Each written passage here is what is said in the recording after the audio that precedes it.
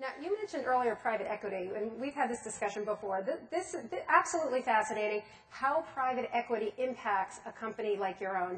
Tell us a little bit how that may have changed the way you operate or what you see, what impact that has on you. Well, look, I think private equity is here to stay, and, you don't need me to say that. I think, corporations like KKR and Blackstone have been around a long time.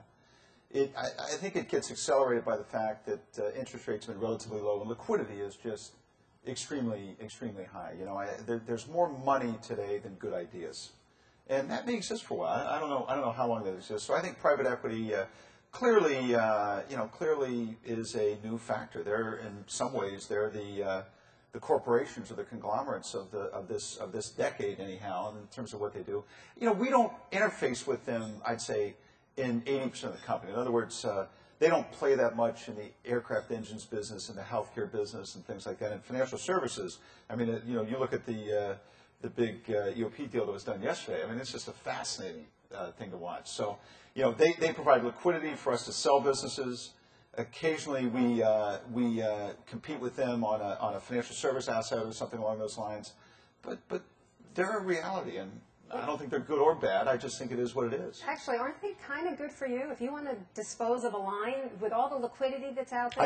I think that helps. I think that helps immensely in terms of where it goes. I think it takes. Look, there's no doubt that they take. They're an alternative investment that didn't exist 10 or 15 years ago. That takes equity and investors away from large cap stocks or stocks in general. So, they compete in some areas, they complement in some areas, but I think you're crazy if you have a job like mine and aren't really trying to figure out private equity and how it plays. If you think that it's just a flash in the pan or that there's something wrong with it, I think the problem is yours. So we constantly try to figure out how to work with them and how to interface with them. Now, but with all that liquidity out there, then there's a lot of concern about too much money chasing deals that aren't so good.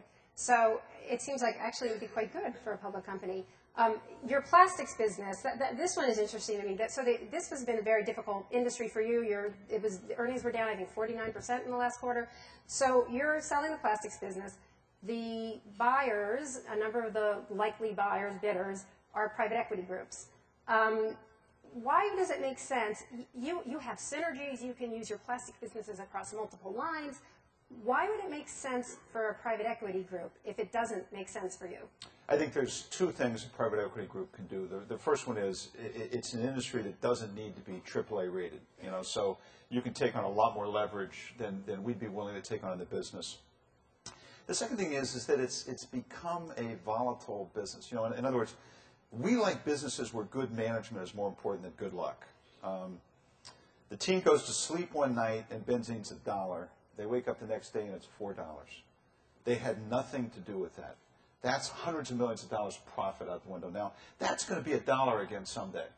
So a private equity guy says, look, I can take it and hide it for a while. I can do other things to it, and I'll get my jackpot someday. That's a tough business for us. We can manage cyclicality. The volatility is a little bit different in our regard. And in the end, we weren't going to invest to be a consolidator. And people in private equity may say, hey, there's 6 different pieces we have.